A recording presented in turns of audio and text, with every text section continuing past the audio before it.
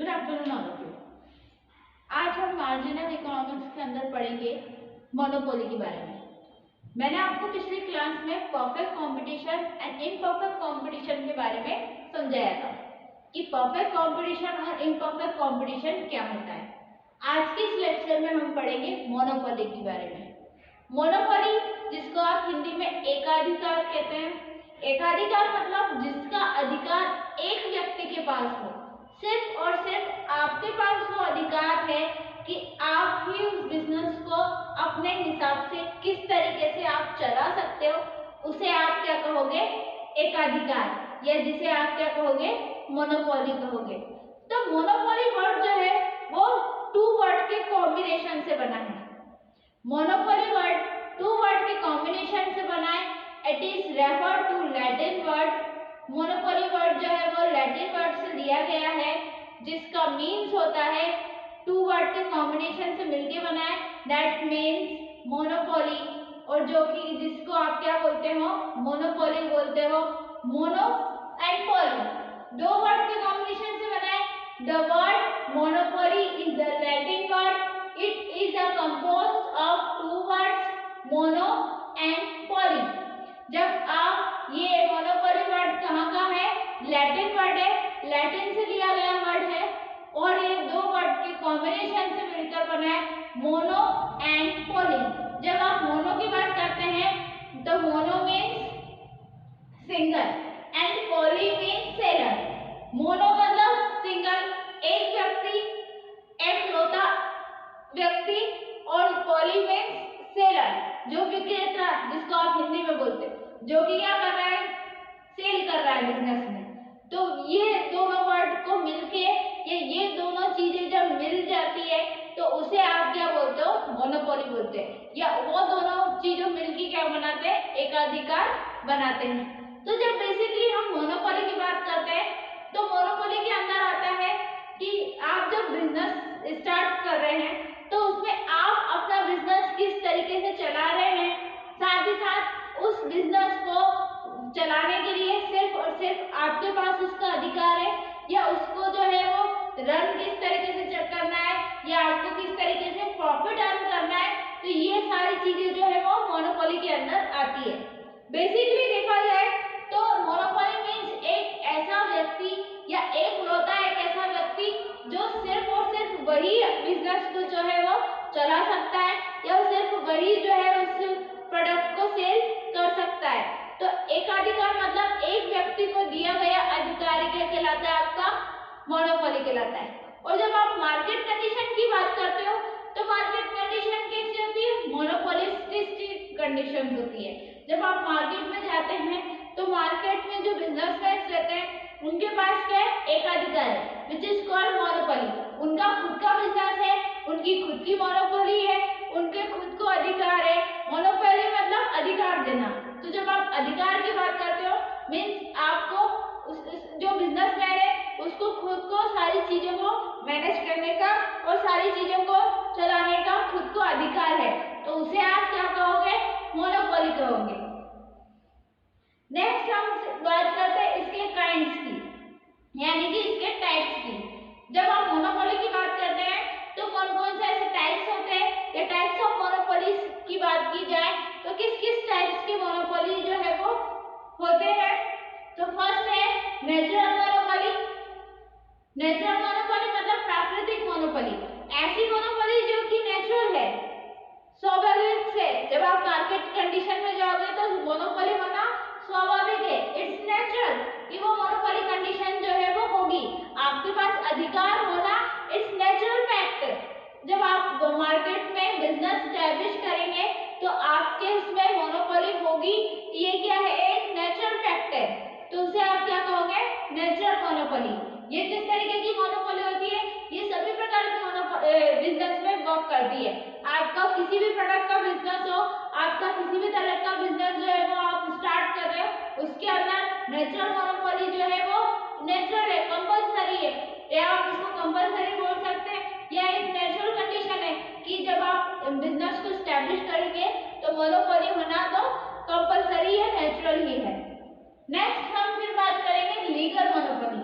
Legal monopoly मतलब ऐसी monopoly अधिकार रहते हैं। फॉर एग्जाम्पल, एक अधिकार, जब आप मोनोपोली की बात कर रहे हो मतलब आपको कोई एक ने अधिकार दिया है, तो लीगल मोनोपोली मीन्स आपको लीगल मतलब गवर्नमेंट के through the government bodies and through the government rules and regulations, उसके थ्रू दी गई आपकी मोनोपोली क्या कहलाती है? Legal monopoly.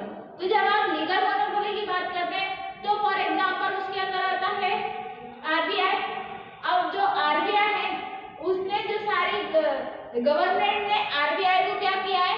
Note print out करने का या अपने नोट्स को करेंसी को प्रिंट करने का मोनोपोली दिया, मतलब अधिकार दिया। तो करेंसी प्रिंटिंग का या हमारी करेंसी को डिस्ट्रीब्यूट करने का मोनोपोली गवर्नमेंट ने किसको दिया है? रिजर्व बैंक ऑफ इंडिया को दिया है। तो ये क्या है? इस तरीके की मोनोपोली होगी। किस तरीके की मोनोपोली है ये? Legal monopoly.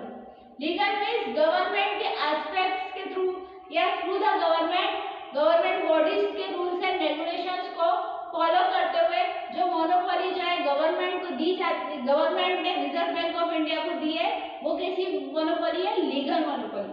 लीगल तौर पर गवर्नमेंट ने, हमारी सरकार ने खुद ने आरबीआई को क्या कहा है कि आप अपने नोट प्रिंटिंग प्रेस के थ्रू करिए, कि हमारी जो करेंसी है वो किससे बनकर आती है? आरबीआई से बनकर आती है। तो ये क्या है? आरबीआई को एक अधिकार मिला है, एक अधिकार। एक व्यक्ति है मतलब आरबीआई क्या है? एक व्यक्ति है, एक फर्म है और उसको क्या मिला है? अधिकार मिला है, एक अधिकार। तो उसे आप क्या कहोगे? वो एक ही है जो कि आपके पूरे ऑल इंडिया में क्या करती है? करेंसी को प्रिंटिंग करती है।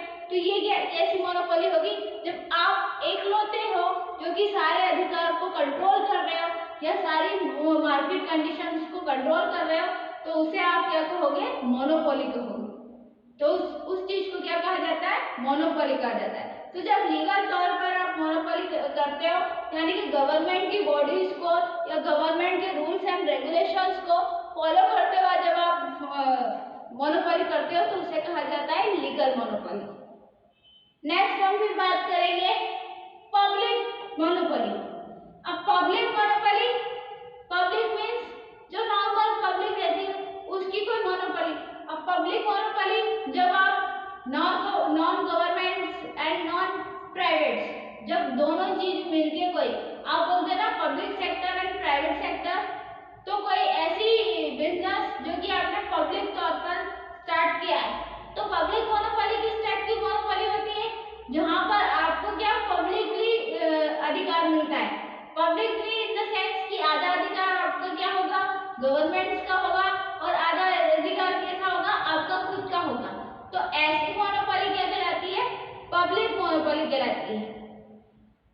फॉर एग्जाम्पल, जब आप बात करते हो किसी बिजनेस की, तो कुछ बिजनेस प्राइवेट सेक्टर्स में होते हैं, कुछ बिजनेस पब्लिक सेक्टर, जिसको गवर्नमेंट सेक्टर्स के भी बोल सकते हो।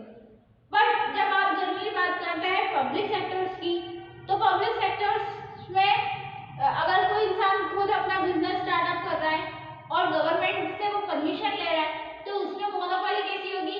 आधी गवर्नमेंट की और आधी उसकी खुद की। तो ऐसी मोनोपोली क्या कहलाती है? पब्लिक मोनोपोली कहलाती है। नेक्स्ट हम फिर बात करेंगे प्राइवेट मोनोपोली की। प्राइवेट मोनोपोली जहां पर आपका खुद का अधिकार होता है। फॉर एग्जाम्पल, एक ऐसा बिजनेस जिस पर आपका खुद का अधिकार है जो कि गवर्नमेंट के सेक्टर्स में नहीं आता, आपके खुद के हिसाब से आप उसको चला सकते हो, तो उसे आप क्या कहोगे? Private monopoly. For example Reliance. अब रिलायंस इंडस्ट्रीज क्या है? अंबानी की इंडस्ट्रीज है। अब ये इसमें जो भी चीजें चेंजेस होगी वो कौन कर सकता है? अंबानी कर सकता है। जो भी न्यू अगर फीचर्स लाएंगे, लाइक रिलायंस का एक नया फीचर्स आया था जियो, तो फिर जियो को किस तरीके से उन्होंने 1 साल तक फ्री चलाया और फिर फ्री इम्पैक्ट से कस्टमर्स को कन्विंस किया कि आप जियो की सिम्स जो है वो परचेज कीजिए, इसमें न्यू ऑफर्स है। फिर क्या करना, वो अपनी चीजों को, अपने बिजनेस को फैला रहा है, मतलब बिजनेस को किस तरीके से कस्टमर्स को कन्विंस करना है, ज्यादा से ज्यादा कस्टमर्स को अपनी ओर आकर्षित करना है, ज्यादा से ज्यादा कस्टमर्स उसके हो सके। ये चीजें उसने ऐसी स्ट्रेटेजीज जो है वो यूज की जिससे उससे क्या हुए, ज्यादा से ज्यादा कस्टमर्स उनके बने। तो ये क्या कहलाती है आपकी प्राइवेट मोनोपोली। अब इसमें जो डिसीजंस लिए गए होंगे वो किसके होंगे, उसके खुद के होंगे, प्राइवेटली लिए गए होंगे। जब आप रिलायंस की बात करते हो तो रिलायंस से जो भी डिसीजंस लेंगे तो वो कौन लेगा, अंबानी लेंगे। तो ऐसे डिसीजंस जो आप खुद लेते हो किसी बिजनेस के अंदर, वो डिसीजंस क्या कहलाते हैं आपके प्राइवेट मोनोपोली कहलाते हैं। मतलब सिर्फ आपको खुद को अधिकार है उस डिसीजंस को लेने का, उनकी प्राइस का, उसकी स्ट्रेटजीज का, उनके जिस तरीके से आप बिजनेस आगे बढ़ाना चाहते हो वो सारी चीजों का। तो ऐसे एस्पेक्ट्स या ऐसे मोनोपोली क्या कहलाती है, प्राइवेट मोनोपोली कहलाती है। तो ये थे काइंड्स ऑफ मोनोपोलीज। मैंने आपको बताया 4 टाइप्स ऑफ मोनोपोलीज या 4 काइंड्स ऑफ मोनोपोलीज बता दिए। तो बेसिकली देखा जाए तो 4 काइंड्स या 4 टाइप्स ऑफ मोनोपोली हम मार्केट में देखते हैं। इन तरीके से मार्केट में मोनोपोली के थ्रू जो है वो वर्क किया जाता है। नेक्स्ट हम लोग बात करेंगे प्राइस डिटरमिनेशन। जैसे कि मैंने आपने परफेक्ट कंपटीशन में भी प्राइस डिटरमिनेशन पढ़ाया था, इम्परफेक्ट कंपटीशन में भी हमने प्राइस का डिटरमिनेशन पढ़ा था। उसी तरह मोनोपोली में भी प्राइस का डिस्ट्रीब्यूशन होता है और इसमें भी प्राइस का डिस्ट्रीब्यूशन कैसे होता है या आप मोनोपोली के अंदर किस तरीके से प्राइस को रख सकते हैं। जब आप मार्केट कंडीशंस की बात करते हैं तो मोनोपोली क्या है, मार्केट कंडीशन पर बेस्ड होती है। तो मार्केट कंडीशंस के अंदर आपको क्या करना होता है, प्राइस को डिटरमाइन करना होता है, प्राइस को बताना होता है, प्राइस को रखना होता है कि आपका प्रोडक्ट जो है उसकी कॉस्ट प्राइस क्या है, सेलिंग प्राइस क्या है, मार्केट प्राइस क्या हो सकती है। ये सारे एस्पेक्ट्स को डिटरमाइन करना है, प्राइस डिटरमिनेशन कहलाता है। तो मोनोपोली के अंदर भी 2 तरीके से डिटरमाइन किया जाता है, एक शॉर्ट टर्म के थ्रू और एक लॉन्ग टर्म के थ्रू। जब आपका बिजनेस शॉर्ट टर्म तक चलेगा तो इसका मतलब है आपको शॉर्ट टर्म के लिए कोई अधिकार उस बिजनेस का मिला है, तो उसके अकॉर्डिंग फिर आप किस तरीके से मोनोपोली को बना सकते हैं, किस तरीके से अपनी मार्केट कंडीशन को एक्सपर्ट कर सकते हैं, एक्सपांड कर सकते हैं। साथ ही साथ जो है लॉन्ग टर्म, अगर आपको बिजनेस लॉन्ग टर्म के लिए चल रहा है, अगर आप लंबे समय तक मार्केट कंडीशन से बिलोंग कर रहे हैं, लंबे समय तक मार्केट में आपका बिजनेस जो है वो कमेंस कर रहा है या चल रहा है, तो उसके अकॉर्डिंग फिर आपकी मोनोपोलिक कंडीशंस क्या होगी, आपकी मोनोपोलिक स्ट्रेटजीज क्या होगी, वो सारे एस्पेक्ट्स इसके ऊपर डिपेंड करते हैं आपके प्राइस के ऊपर। आपका बिजनेस जो है वो किससे चलता है, प्राइस से चलता है। जितना ज्यादा आउटपुट आपके बिकेंगे, जितने ज्यादा आपके प्राइस जो है वो कन्वीनियंस प्राइस अगर आप रखोगे, उतना ज्यादा आपका प्रोडक्शन जो है वो प्रोडक्ट का बिकेगा और उतना ज्यादा आपकी कंपनी का प्रोडक्शन होगा। तो ये सारे एस्पेक्ट्स क्या होते हैं, इंटरकनेक्टेड होते हैं। सभी चीजें जो है वो एक दूसरे से क्या है, इंटरकनेक्टेड है। तो जब मैं प्राइस डिटरमिनेशन की बात करती हूँ in the monopoly, under the monopoly के अंदर जब मैं प्राइस डिटरमिनेशन की बात करती हूँ तो 2 तरीके से होते हैं, एक शॉर्ट टर्म बिजनेस में और एक लॉन्ग टर्म बिजनेस में। तो शॉर्ट टर्म बिजनेस में भी क्वालिटी ऑफ प्रोडक्शन, ये दोनों जो है किसके ऊपर डिपेंड होते हैं, क्वालिटी ऑफ प्रोडक्शन। भैया आपकी मोनोपोली किससे जनरेट हो सकती है, आपकी क्वालिटी पे डिपेंड करती है। प्रोडक्शन की क्वालिटी कैसी है, इससे आपकी मोनोपोली क्या होती है, जनरेट होती है। इन द मार्केट जब आप मोनोपोली को एक्सपांड करने की कोशिश करते हैं या आप मोनोपोली की बात करते हैं कि मोनोपोली को हम किस तरीके से यूज कर सकते हैं या मोनोपोलिस्टिक कॉम्पिटिशंस क्या होते हैं, तो ये सारे एस्पेक्ट्स क्या कहलाते हैं, आपके मोनोपोली के अंदर वर्क करते हैं। तो जब क्वालिटी की बात की जाए तो मोनोपोली क्या एक तरीके की क्वालिटी पे बेस्ड होता है कि आपके प्रोडक्शन की क्वालिटी क्या है, उस हिसाब से आपका बिजनेस आगे रन करता है। तो फर्स्ट है quality of production. Short term के लिए क्वालिटी ऑफ प्रोडक्शन क्या होगा, आपका जो आउटपुट रहेगा वो मैक्सिमम टोटल प्रॉफिट के ऊपर डिपेंड होगा। जितना ज्यादा आपको प्रॉफिट होगा बिजनेस में, उतना ज्यादा आपकी मोनोपोली जो है वो बढ़ेगी। आपकी क्वालिटी अच्छी है, इट मीन्स आपको प्रोडक्शन ज्यादा से ज्यादा हो रहा है। जब आपका प्रोडक्शन ज्यादा से ज्यादा हो रहा है, आपकी जो है वो सेलिंग ज्यादा से ज्यादा हो रही है, तो इट मीन्स आपको मैक्सिमम प्रॉफिट हो रहा है। तो जब आपको मैक्सिमम प्रॉफिट होगा तो इट मीन्स आपकी मोनोपोली कंडीशन जो है मार्केट में कैसी है, बहुत अच्छी चल रही है, शॉर्ट टर्म में भी अच्छी चलना जिसे आप बोलते हो। तो इसके अंदर ये जो है टोटल कॉस्ट आपकी क्या होती है, तो टोटल रेट क्या होती है, उससे मैक्सिमम टोटल प्रॉफिट आपको क्या हो रहा है, ये सारे एस्पेक्ट आपकी क्वालिटी ऑफ प्रोडक्शन के अंतर्गत करते हैं। नेक्स्ट हम फिर बात करेंगे लॉन्ग टर्म। अब लॉन्ग टर्म के लिए क्या होता है, सिर्फ आउटपुट पर आप डिपेंड रहते हो, क्योंकि आपका बिजनेस क्या कर रहा है, बहुत लंबे समय से चल रहा है। तो जब बिजनेस लंबे समय तक चलते रहते हैं तो फिर आपको क्या होता है, आउटपुट की जरूरत पड़ती है। फिर आप किसके ऊपर डिपेंड हो जाते हो, आपके आउटपुट के ऊपर डिपेंड हो जाते हो। आउटपुट मीन्स आपको उससे कितना पैसा वापस मिल रहा है।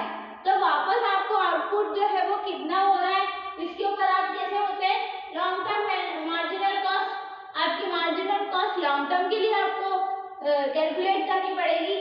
साथ ही साथ long average cost, long term के लिए लार्ज एवरेज कॉस्ट को आपको कैलकुलेट करना पड़ेगा। फिर अगर आप लॉन्ग टर्म तक बिजनेस कर रहे हैं तो आपकी मार्जिनल कॉस्ट भी कैसी होगी, लॉन्ग टर्म के लिए आप कैलकुलेट करोगे, क्योंकि मार्जिनल कॉस्ट क्या होती है, एक यूनिट जो बढ़ती है। तो शॉर्ट टर्म के लिए अगर एक यूनिट बढ़ेगी तो कोई दिक्कत नहीं है, पर लॉन्ग टर्म के लिए, शॉर्ट टर्म के लिए अगर एक यूनिट बढ़ती है तो दिक्कत नहीं जाती है, पर अगर लॉन्ग टर्म के लिए अगर एक यूनिट भी बढ़ती है तो आपको कोई उससे फर्क नहीं पड़ता, क्योंकि आप ऑलरेडी बहुत सारा प्रॉफिट अर्न पिछले ईयर कमा चुके हैं। तो ये सारे एस्पेक्ट जो है वो मोनोपोली के अंदर वर्क करते हैं। तो आउटपुट क्या है, लॉन्ग टर्म में आप किसके ऊपर डिपेंड करते हो, मोनोपोली मार्केट के अंदर आप लॉन्ग टर्म के लिए आपके आउटपुट के ऊपर डिपेंडेंट रहते हो, जिससे क्या होती है, आपकी मोनोपोली ज्यादा से ज्यादा जनरेट होती है। तो ये सारे एस्पेक्ट जो है वो किसके अंडर में आते हैं, आपके मोनोपोली के अंदर में आते हैं। तो ये था मोनोपोली। मैंने आपको बताया मोनोपोली होता क्या है।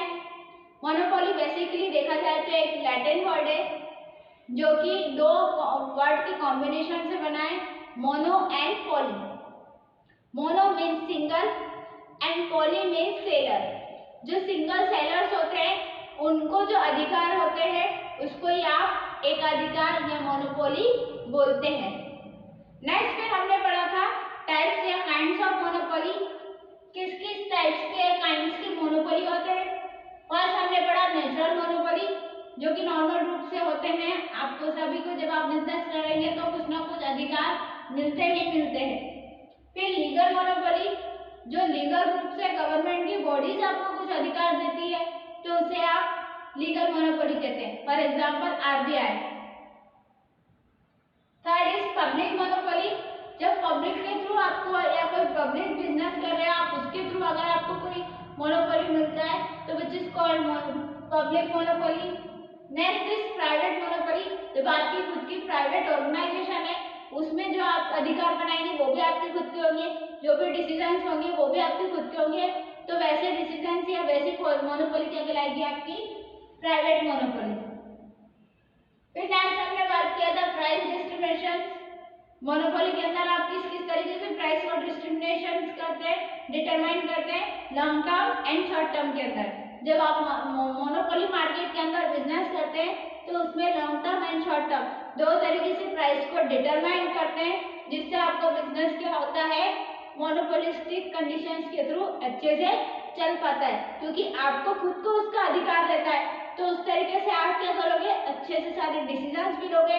फिर उसके डिसीजंस किसके ऊपर बेस्ड होते हैं, मोनोपोली के अंदर जो डिसीजंस या प्राइस डिटर्मिनेशंस होते हैं वो बेस्ड होते हैं क्वालिटी ऑफ प्रोडक्शन के ऊपर और आउटपुट के ऊपर। वो आपका प्रोडक्शन की क्वालिटी क्या है और उससे आपको क्या क्या आउटपुट मिल रहे हैं। तो ये दो चीजों से आपके क्या बनते हैं, मोनोपोलिस्टिक मार्केट बनता है।